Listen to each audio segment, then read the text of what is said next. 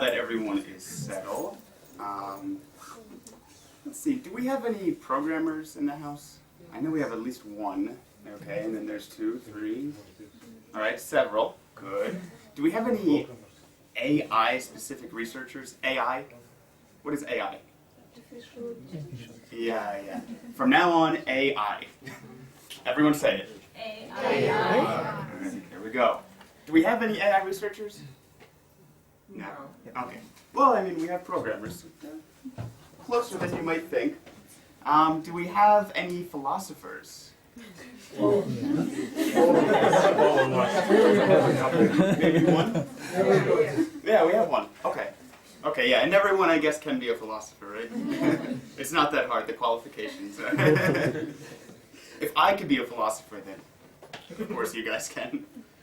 Okay, so how many of you have an idea, some idea of artificial intelligence? Some idea, yeah. You just saw some movies. Maria has something. No one else? You've never heard of this? I've read books, but I don't think that I have an idea. Okay. A clear idea. An idea is Every not day. even a good idea. Yeah. Okay. Well, let's see. How about this? Have any of you read about artificial intelligence lately? Maybe in the news. Anyone ever hear stories in the news sometimes? What have you read? Well, I've read a book by Terry Pratchett. Yeah, Terry Pratchett is a fan. I can't say that it's a science book, but there are some ideas about an artificial intelligence. So. And was it Anton? Or no? Okay. So in Russia, maybe every 6 months, you don't get a bunch of news stories about Bill Gates or Stephen Hawking warning of humanity's imminent doom at the hand of machines. No? Okay, this is interesting. This is great. Because in English language news, this happens, at least every year. So if no one has read, then you probably have no clue about the Future of Life Institute's letter. Now, one, you probably don't know what the Future of Life Institute is. In fact, if you are an American, you probably do not know what the Future of Life Institute is. They're a nonprofit, an organization founded mostly by professors, artificial intelligence researchers, some philosophers, some like investors in Silicon Valley and technology. And they are pledged to promote the research of artificial intelligence, and they also want this research to be done safely, and sort of, well, let's read exactly from the letter. As they say, because of the great potential, because AI can be really awesome, it is important to research how to reap the benefits and how to get the benefits while avoiding potential pitfalls. Okay, so it's important that AI be beneficial for us, and there might be some things to worry about, some risks. How do you think the American, British, English language media reacted? Maria knows, but just how do you think they reacted? Made sensations. Negatively, what was this? Made sensations. Yeah. Very sensational responses, right? Okay, let's look at some. Bill Gates joins Elon Musk. He's the guy who's shooting all those rockets into space. Most of them actually just explode, but and Stephen Hawking in saying artificial intelligence is scary. Look at that, that's just a scary robot. Elon Musk also CEO, same CEO of SpaceX. SpaceX, yeah. Artificial intelligence is our biggest existential threat. Almost sounds like an Israeli prime minister. Here's one from Russian Today. Scientists join Elon Musk and Stephen Hawking, warn of the dangers. And of course, from BBC, experts pledge to rein in AI research, which has gone out of control in a wild west of technology and robot machinery. So get more control, right? Yeah, like we need to rein it in. We need to put it under our control.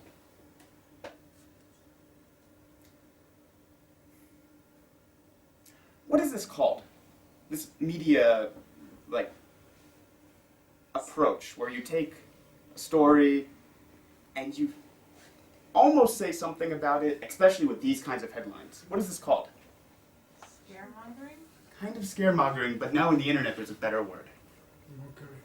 Mockery is getting closer. It's a very special word. Clickbaiting. Ah. Clickbaiting. What does that mean? If this isn't in the Russian vocabulary, there will probably be clickbaitировать very soon. It's a new thing. All right, so let's break this down. Clickbaiting. All right, what's a click? Yeah, the little mouse. What's bait? Yeah, exactly. So, we put some bait, maybe like a little worm, on a hook, so that you click and read the story. It's like internet fishing.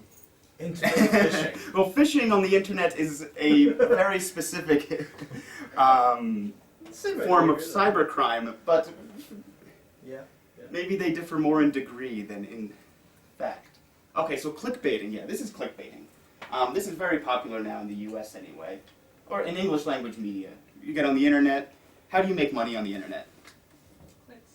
Catching attention. Clicks. Scam. Clicks. Or scams. Okay, how do you make money? How do the clicks turn into money? Advertising. Exactly. More clicks, more visitors, the advertisers will pay you more money. So how about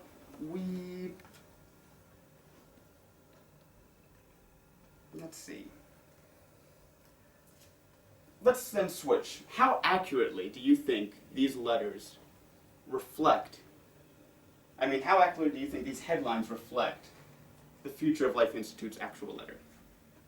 It's a real letter. This is signed by leading leaders in technology, in artificial intelligence research. No, probably not accurate. Probably not accurately. There's probably just enough for them to get away with saying this. There's just enough truth to say, yeah, they warned of pitfalls. And then you take quotes from someone like Stephen Hawking. What does Stephen Hawking research? Physics. What kind of physics? Theoretical. Theoretical particle physics. Space. Yeah, space. Is artificial intelligence research and theoretical particle physics, are they the same thing? No. He's not really an expert. He's just a smart guy. He's just a smart guy in a wheelchair. Don't trust him. Okay, so, now the reason why this works too in America is because we have a conception of AI, an idea. The average American, what do they think of? Most of their ideas came from science fiction. You also had Terry Pratchett as an example, right? When we think of artificial intelligence, do we think of researchers in universities writing papers? Or do we think of robots? Yeah. Yeah, we think of robots that probably look like people or act like people. What's the usual narrative in these? I mean, there's a lot of different narratives, a lot of different stories with artificial intelligence. But how do we get from this science fiction inspiration to existential threat to mankind? They became independent from humans. You somehow become independent from the humans. Okay, any other suggestions? They control us. They get to control us. They may control us. They may control us, yeah, they may be better than us. And it is really scary. Yeah. So this is usually how the narrative runs. We have technology. It used to be slow and clunky, and now it's a little smaller. There's an iPhone, it's even smaller and more powerful. Siri talks to us. Technology is growing at an exponential rate. That is, technology gets better, faster, every day. So we then get pets that are machines, but they're cute and cuddly, and they never die. They react just how we want them to. They don't get sick. They don't pee on the floor. And then we get robots to be our friend slaves. Servants. Servants. Servants, yeah. Helpers. And they are nice and cordial and polite. And they usually are witty and funny. And then maybe we even make them look like us, and they can cry like us. Feel for them like they're real. And usually, in science fiction anyway, in stories, the technology gets better and better and better, and the computers become stronger and smarter and faster. And one day, almost like they become independent, they become conscious. They become self-aware. Like us. Yeah. And what do they do then?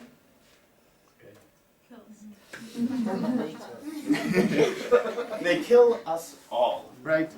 Okay. So there's really 3 steps here. 3 important steps. Technology becomes better. It becomes conscious. It becomes smart. It becomes self-aware. And it decides to kill us. No, they decide to experiment on us. They decide to experiment on us. Yeah, that's a good example. Did anyone come? Wait. Or use us as energy or food. Or use this as energy or food? Yeah. Yeah, because they need food. Well, they need energy. Yeah. Oh man, did anyone come to Ryan's lectures on video games? So, yeah, has anyone played Portal 2? I mean, right, this is like a theme. The robot wants to play with us. We are its toy now. Okay, so something along these lines. The important step. Technology becomes better. It becomes conscious. Conscious? What is this? Yeah. And they decide to destroy us. Now, coming at this from the point of view of a philosopher, if there is one thing I learned studying philosophy in college, it's, well, how to say what I'm going to tell you next. I don't know if I understand it, but I know how to make the signs. Okay, so, I don't think computers can become conscious. I think it's metaphysically impossible. And I'm going to try and prove that to you. So we're going to do some philosophy together. In the 21st century and the 20th century, in English philosophy, what's the first step? Very first step. Step of what? The first step of a philosophical investigation. Assumptions? Yeah, kind of assumptions, but even earlier if you're in philosophy of language. A question. Maybe. Defining your terms. Yeah, defining your terms. We love definitions. Definitions, really clear, very specific definitions. All right, so let's try and start first with the definition of a computer. Right, we have 2 parts here. We have consciousness and a computer. Let's start with computers. What are computers? Machines, devices. Calculating machine. I mean, is a car a computer?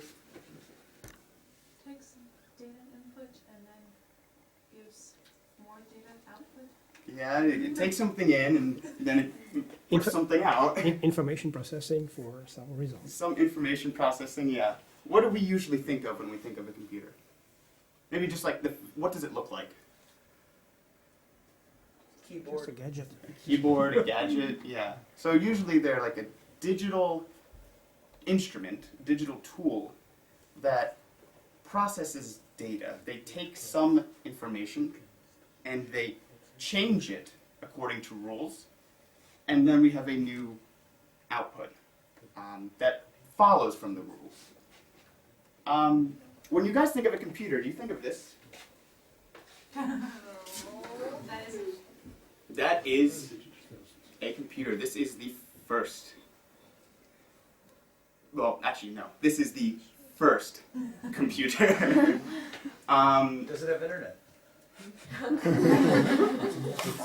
I suppose if you had a lot of energy, you could connect it to the internet. It would have the slowest connection you can imagine. Because no YouTube. Yeah, no YouTube. There's definitely no. It's definitely you cannot get a video card into this guy. No, but this is a computer. Does anyone know who invented this? So I heard someone say they know this is the first computer. Victor?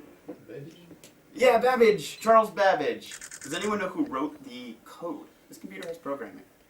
Does anyone know who wrote it? Of course, it has programming. It's a computer. No. This is 100 years before Turing. When was this built? Well, okay. When was this designed? Here in the Second World War in Britain. When was this designed? 1800s. Yeah, 1850s.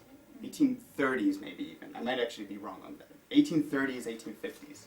This was designed. This was built during the Second World War. Charles Babbage, the inventor, couldn't agree with his engineer on the details of building a computer that cannot connect to the internet. It's hard to find investors when you can't sell ads, right? You need advertisements, and you can't sell advertisements on this. Where is lamps? It was with lamps. A lot of lamps. That's the next one. This is before that. This is before the one with lamps. This is purely mechanical. There are no electronic components to this computer. What does it do? It computes. Let's take a look at that. What does Alan Turing say? Okay, so Alan Turing, this is 100 years after that computer was built. He is the godfather of modern computing. He gave us the formal definitions. He did that philosophical groundwork and said, here's what a computer is. I'm going to tell you because I'm really smart. That's what he did. So he says a computer consists of 3 parts. Up here we got a very formal list of what those 3 parts are. A storage, a control, and a processor. That's rather formal. Let's put this in something a little better. Think of a memory. We have some input, some stream of data coming in. We have rules that have to be followed. The computer cannot break the rules. It cannot think outside of the rules. And we have a rule follower. So now we can maybe see how Babbage's machine was a computer. Anyone imagine? No one can imagine? Mike, Yeah. is it kind of like an abacus with more stuff? Abacuses are kinds of computers. You can have there were hypothetical computers over 2,000 years ago that would help you navigate. If you're a sailor, you're at sea, you're lost, you could plug in the date, spin some gears, and the sky would sort of come up and you can know where to go. That technology was lost. Dark Ages, everyone got really stupid for maybe 19th century, especially in Europe. Coming back to Babbage, coming back to Turing. An example of this, Turing says, can just be a person who has paper, instructions, and probably a piece of pencil. Right? We've all done arithmetic. You have to follow the rules. You have to give proofs. To say, 2 plus 2, let's try one. 17 minus 5. 7 minus 5 is 2. I do something here. See, I'm a bad computer, right? But I have rules, and if I know them, I follow them. So people can be computers, according to Turing's definition. We just aren't efficient. We aren't very effective at being computers. Bad computer. Yeah, look at that. That's definitely... 12, Mike. I almost got it. Oh yeah, so I take the 1, and I bring the 1 down. See? I could do it with help, with friends. Nowadays, on digital computers, we have like a hard disk. You have your hard drive, our server. We have some programming, some set of rules, and you have a processor, a CPU, the sort of rule follower. All computers, according to Turing, according to the definition. Where was I? Let me just make sure I don't jump too quickly. Okay, so can we think of some other specific examples of computers nowadays? And we have digital computers, maybe some other specific programs, specific things that take some input, follow the rules, and give us an output. Something very familiar to everyone who has studied a foreign language. Translator. Google Translate. Yeah, Google Translate. Right, Google Translate takes some Russian symbols, changes them according to rules, it follows the rules, changes the symbols, changes the signs, and creates English. We have Google Translate, and Google is computationally impressive. It can do a lot. It's very strong, it's very powerful. But according to Turing's definition, this is how Babbage's thing worked. These were his inputs. We could have John translate. And John could sit in a box, and we could feed him, let's use Chinese. John doesn't know Chinese. And he could follow the rules and look through his filing cabinet, look through his drawers, follow the rules, and he could pump out Chinese into, say, Japanese. John doesn't know Chinese nor Japanese, much like Google Translate probably doesn't know English or Russian. And he's not very effective, right? Computers are good at changing signs. John is like me. Right, so, try as he might, he can do the job, but he's probably not good at it. Computers are good at that. John is not the best computer. He's probably a good person. He's certainly a better person than a computer. Could be. So what I hope that we've done so far is expanded and enlarged your definition of a computer. On one level, we've clarified it. We've made it clear just what a computer is. On one hand, they're very simple. On another hand, they're very powerful. But this is also very clear. You should have a good idea of what a computer is, and you can see how many different things can be a computer. Everyone on that page? More or less? You're looking. I like the way you're looking at me. I mean, you look good too. Of course, everyone here is very lovely. Okay, so what do computers do? If we could take one lesson away from what computers do, they manipulate symbols. They change signs. You give a computer one symbol. Let's look at Babbage's. You give him the computer one card, you put it in here, you crank some gears, or maybe you have an engine, and it gives you another card. It punches out new data. So computers change symbols. The next big question we have, then, is what is consciousness? Right? The computers, these guys, become conscious. So what is consciousness? Understanding how things work. Okay, let's do this one at a time. Okay, so I have some understanding is maybe one candidate. What? And maybe understand the opportunities that you have choices. You can look that or that thing. Yeah, maybe. I like understanding. Computers sometimes have choices. We can give a computer a set of input and it will follow rule A or B. Code can get very complex. But maybe. I like understanding. What else do we have? One of possible definitions is understanding of the self.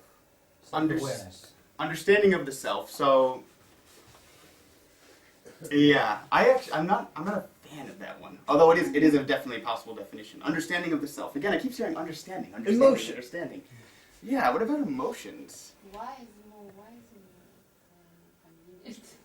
Whoa. One more time. Why is more convenient to people, to nature, to everyone? You mean one is more? Yeah. So consciousness, says Nanya, is more convenient or more appropriate, more ready for nature? For understanding, yes, for people understanding and for everything. I mean, Okay. Yeah, so understanding seems powerful. What is understanding? Not really sure, but we had a good example before with John Translate, right? I'm not sure what understanding really is, but it's clear that John Translate, like Google Translate, doesn't really understand Realizing the connection. English. He just changes the signs.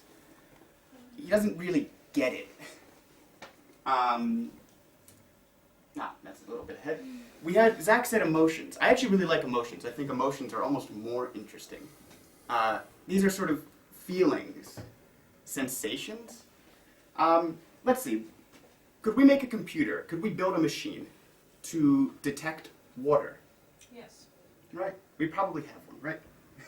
Maria promised me that we have one. we do have. We have a machine that can detect water. Okay. Can the water detecting machine does it taste that crispy, cool freshness when you get a nice glass of cool H2O? No. Probably not. I mean, I really don't think so. It's not just symbol manipulation. There's a feeling, there's a sensation that also comes with consciousness. Unlike computers, consciousness is very, very, very difficult to define. We say feelings, what's a feeling? We say sensations, what's a sensation? We say understanding, and that's... but it seems like they exist. It would be wrong to say those things are not a part of the real world. I think it was said already.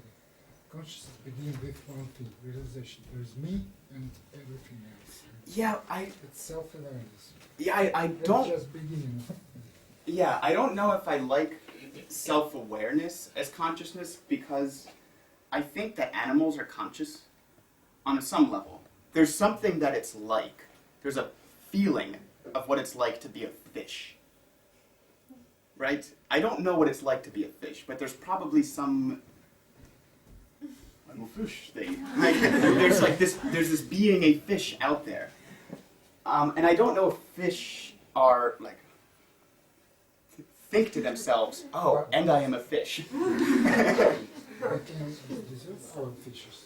They can see there's fish, there's some other animals. Yeah, It's like me, I can make a Yeah. No, I just don't... relations. I don't want to load in being very smart, having some cognitive capabilities, being able to think. I just want to say, maybe we have understanding, and there's feelings, but it's very difficult to define. What do you have, Maria? Like an experience Like a...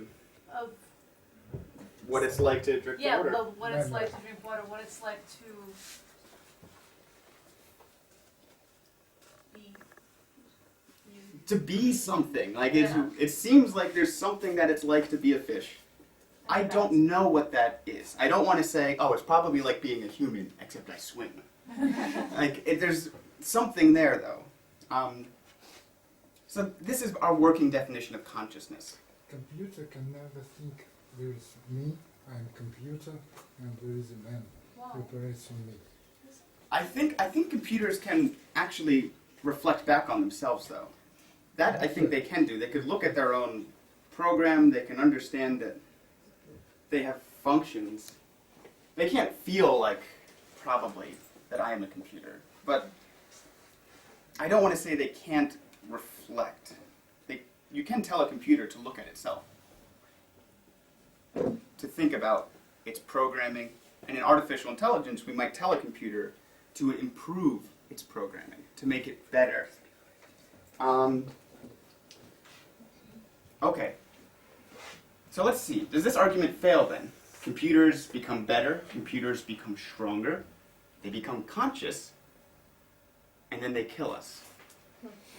Does that seem reasonable? Does that seem probable? Does that seem possible?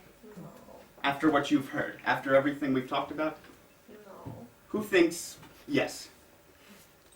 So, okay, well, Zach is a computer, actually. I don't trust Okay, so I have no yeses. Excellent, that's cool. I'll assume that that means everyone has voted no. All right, excellent. I showed you guys, I taught you something. All right, now I want to go to something more serious. Perhaps. We did some philosophy, that was fun. But then, what are artificial intelligence researchers? What are these scientists? What are they doing? Are they trying to make computers that feel and think and taste water and what else do we have here? Understand Chinese? No, I don't think so. No, I don't think so. They are doing really, really, really cool things. And they can be cool without trying to make these. Okay, so one example, a very popular example of artificial intelligence in the real world, is the Google car. What does the Google car do? Drive. Yes, it drives. Does it drive well? Yeah. Kind of. It does okay. Okay, let's see. Does it drive better than a person? Right now, no. Right now, no. It drives better than a really bad person. Yeah. Well, the roads may not correspond to what is. But it also Loaded looks and at its everything. surrounding. It doesn't need to do. Yeah. But the things that really mess up Google car are Surprises. surprises. Google computers do not like surprises. If you have a very specific set of rules, right? You give a computer rules and it has to follow them. When you give it some data, some information that doesn't fit well, the computer doesn't know what to do. I think people are better drivers than cars. I don't think this is the most promising avenue. This is not the brightest future for artificial intelligence or cars. Although it's cool, it's interesting. What are some other fields of artificial intelligence? Some other applications, not just the car. First, if Russians have one. Military. Well, Self-navigating The warheads. military one, am I like, yeah. Do you have? Wait, what are we getting back here? Self-navigating warheads. Self-navigating warheads. Yeah. So the Google car with a bomb. Yeah. Okay. So that's still, we're still probably looking at the computer takes in the information, it learns about its surroundings, and it makes decisions. It decides, is it better to turn right? Is it time to stop? And it usually has a mission. It has some purpose. Maria. Self-replicating things that can build themselves and make more of themselves. Self-replicating things. For example. There are little nanobots that will potentially be used to build material. So you don't have to do anything. You set it up and you give it raw material and it makes more of itself. That's terrifying. No, it's awesome. Oh no, that's terrifying. That's a great example. Because Write that. It will run out of resources. You don't give it infinite amount of stuff, and then we'll be done. I like this though. I'm just gonna write this one on the board for now. No, I'm gonna come back to this one. What are these things? Nanobots? Yeah, little nanobots that can self-replicate man. if you give them. Nanobots. Doesn't anyone know this prefix? Nano? Mm-hmm. Yeah, tiny. small. Yeah. And they self-replicate? Yes, you give them materials. Self-replicate? They make themselves. Okay, good. No, I like this one. Nanobots. A couple more? If not, I have some cool ones for you. what are they? You do. Okay. All right. There's this one I think is really awesome. A university in America, I believe it was University of Indiana, tested the success rate of doctors trying to diagnose and treat people with lung cancer. So you have patients come to doctors, they have to diagnose them, and they also have to provide treatments. Now, so you have basically patient information. You know, you can look at their test results, you can ask for more tests, and you also have all of the sort of medical knowledge, everything that people do studies on. And the AI has access to all of this information. And the AI can request more information. The AI can say, we need an X-ray, we need an MRI. MRI, yeah. what is it in Russian? MRT? MRT. Yeah. Okay, so they can do this and they can make a diagnosis and prescribe a treatment plan. Who do you think did better? Computer. By a lot. Computers, by at least 30% had more successful treatment regimes. How much did the computers cost? But less than A lot less than doctors. About 1/5 the price. That's crazy.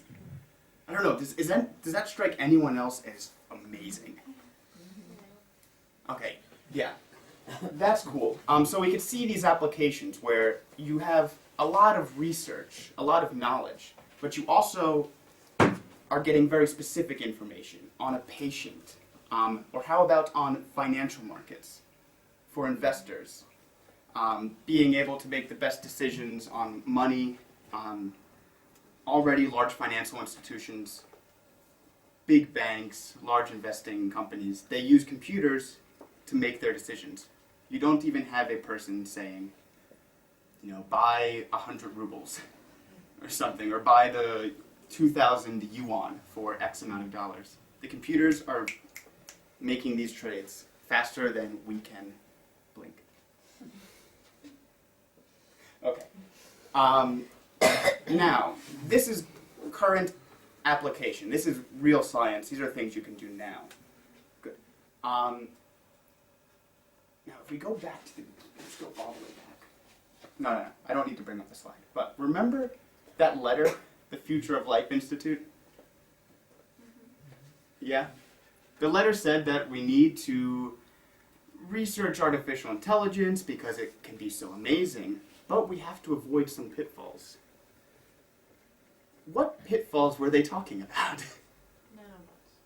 Maybe nanobots. When they make mistakes. Yeah. Computers are, well, Programming may be wrong. yeah, it can be very difficult to program a computer. Has anyone, okay, so a lot of you were at Ryan's lecture. We remember the, not everyone? So some of us have played video games. Large video games on the internet with millions of other users. What happens if there is a mistake in the code? There is a programming error. In the case of the video game, they had a virus. The developments are different. Blue screen. Yeah, you can have a blue screen. Everything stops, yeah? This can be unfortunate if you're playing a computer game. If the game messes up, if the game shuts down because of a failure in computer programming. Let's look at this in a very simple example with artificial intelligence. Let's say we make a vacuum cleaner. Vacuum cleaner? Yeah. A dust sucker? Okay. With artificial intelligence, what happens if we tell the dust sucker to clean up as much dirt as possible? It goes outside. It may go outside. And what will it do if we even tell it, clean up as much dirt as possible in the house? It can go outside and bring dirt into the house. And keep cleaning it. So, this is why nanobots are really scary to me. There's a good example that we have in here.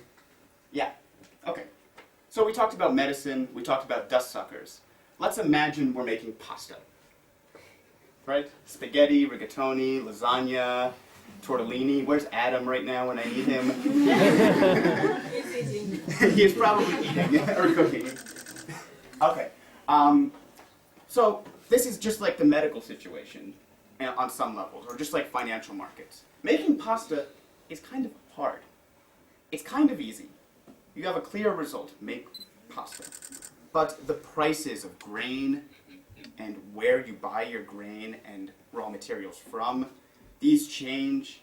You have a lot of data coming in, and our engineer at a pasta plant might say, let's use artificial intelligence. He makes an AI system which studies all of the incoming data and decides how to make pasta most effectively. Profits go up. because you can make pasta better than your competitors. You can make it cheaper, you can make it more efficiently. You know when tortellini is popular to make tortellini, and when spaghetti is popular, how to make it. The AI systems are pretty good at teaching themselves how to become better pasta makers. Suppose that the AI system begins researching possible, what's the word? Catastrophes? Mm-hmm. Right? So sometimes you lose power. What do you do in the event of losing power? Sometimes you have hurricanes. What do you do in the event of a hurricane? So maybe the AI system does this on its own. It's smart, it's done a good job of preparing for unexpected circumstances. And you lose power one day, there's a hurricane, and the pasta plant is partially destroyed. The computer loaded its purpose, build pasta, up to a cloud, like Google Oblake. Yeah? And when the plant comes back, it returns down, you don't lose any of the information. Great, cool. This was a very good application of artificial intelligence. It foresaw a risk, planned for that risk, and adapted. But what if we have that problem with the dust sucker? Right, with the vacuum. And we try to turn off the AI, it has loaded itself into a cloud, and steals new computer systems to continue building pasta. Our artificial intelligence pasta plant is now hijacking our laptops, factories around the world, trying to make sure that it fulfills its purpose of making more pasta. And sooner or later, life as we know it becomes rigatoni. This is pretty theoretical, but this is the risk that the researchers back at our Future of Life Institute, this is what they are worried about. It's very, very, very difficult to make computers. Can you guys guess? Can you guys guess? What word? What word? Safe. Huh? Safe. Safe? To make computers understand. Right? I mean, this is To be flexible. This is stupid. Stop making pasta. We get that right away. This is like you were saying. People are good at saying enough. No more pasta. Computers have very specific instructions. And they basically cannot break away from what those instructions are. In a world where we play games online, this means that when the computer goes wrong, we can't play our game. In a world where artificial intelligence gets to make decisions for us, which can be excellent and be very helpful, and have a lot of benefits for all of us, there can also be some risks. Everyone catch that last part? It's a little difficult, but I see some nods. So They became conscious. no, they don't have to become conscious. They're still just changing signs. Their computers are still just being computers. There are some really cool examples of science fiction that run with that plot line. We don't have computers learning to think, they decide to kill us. We have computers that are just doing what they have been told. And So the problem is when they follow the rules and they don't know when to stop. the problem is that it's very difficult to give it rules. Sometimes you don't know the result of the rules you have given something until you see what it does. You can't really predict what its next steps are going to be except by performing them. So this is the warning of people like, AI researchers, Stanford, MIT, I know are two big hubs. And of course people like Stephen Hawking and Elon Musk also signed this list, but I think we should listen more to the actual researchers on that topic. So any questions? We did things from philosophy to consciousness to some artificial intelligence. Any stories, anything you guys want to talk about? Just checking. We're all good? Okay, do you feel safe? Yeah, because we can break rules. Yeah, because we can break the rules. Yeah. Okay, excellent. Well, I'm happy all of you guys came. I hope hope you all enjoyed it. And hopefully I'll see you all this summer. Thank you.